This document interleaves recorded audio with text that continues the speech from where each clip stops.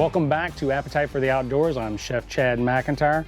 Today we're going to do a nice, easy kind of introduction recipe to wild duck. Do a quick marinade, super easy. We got some minced garlic, a good tablespoon of Worcestershire sauce, 2 tablespoons of olive oil, nice heavy on the black pepper, same thing on the salt, and a little bit of Carolina Cooker hot sauce just to kind of bump it up a little bit. What we're going to do is we're going to give these guys a quick toss, put them in the fridge for about half an hour, and then we're going to get the grill hot while we're doing that and get them cooked off. So what we're marinating the duck in today is the Carolina Cooker enamel oval dish, which is both oven safe and grill safe. All right, we've got our duck breast out of the refrigerator. It's been marinating for about a good 30 minutes in there. And so we've taken our Kamado grill and getting this temperature really up. Right now it's about 550. That way we can get a good sear on it and kind of seal all the flavor in on the duck. So we're gonna go ahead and put our duck breast on there.